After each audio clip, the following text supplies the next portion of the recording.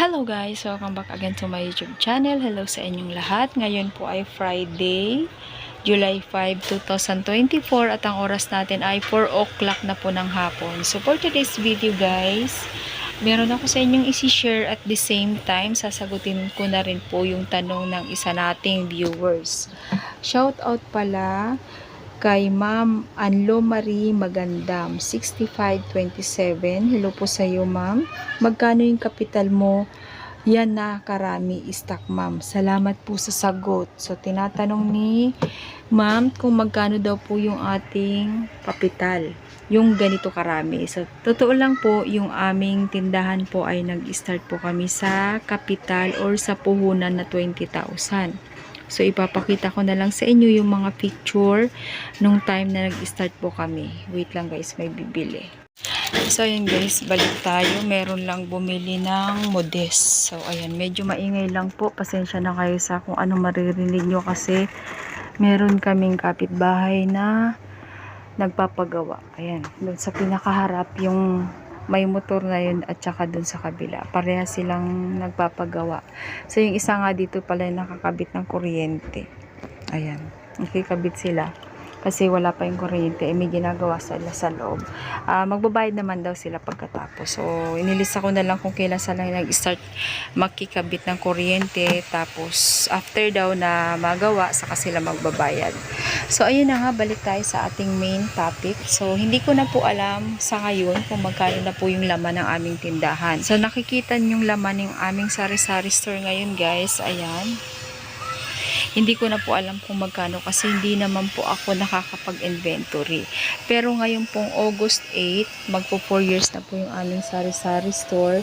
Nagbabalak po akong mag-inventory ng mga laman ng aming sari-sari store. Kasama na po yung dito, syempre, at doon sa labas. Yung mga paninda natin sa labas guys. Andun din pala yung ating chiller sa gilid. Ayan po.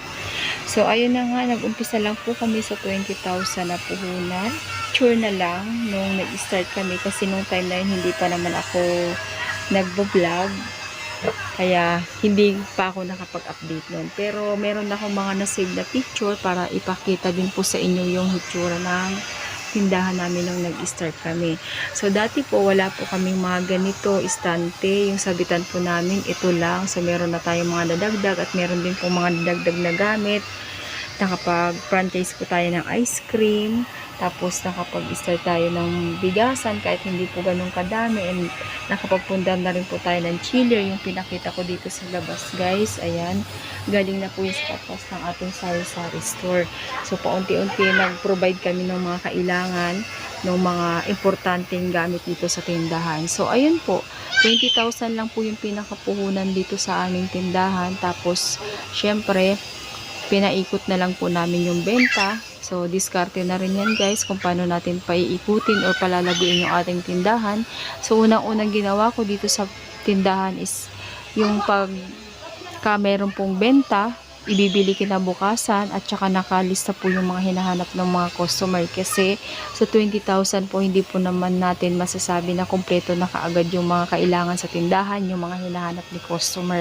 So ayun, paunti-unti lang po ilista namin yung mga hinahanap ng aming customer at kinabukasan o sa susunod na araw yun po yung aming binibili, kaya medyo dumami po yung ating mga paninda. So, ayan guys. August 8 po pala is magpo 4 years na po yung aming tindahan. So, parang kailan lang dati pumapasok pa po ako sa trabaho bilang empleyado. Pero ngayon po, mag 4 years na po yung aming sari-sari store. At masasabi ko na mas okay po na meron tayong sariling negosyo kahit hindi pa naman siya ganun talaga kalaki. At saka mas maganda po na mag-start tayo sa maliit lang para mas makita natin yung resulta ng ating ginagawa. So, ayan lang guys. Maraming salamat po sa panonood. Maraming salamat sa pagsama niyo sa akin hanggang sa dulo dahil tinapos niyo po yung aking video. At shout out po ulit sa ating mga bagong subscriber. At sa mga hindi po nakakapag-subscribe dyan, please subscribe my YouTube channel, Evil Grace 2. At syempre, huwag niyo pong kalimutang pindutin ang notification bell para sa mga susunod ko pang video. Thank you so much. Bye-bye. God bless us all.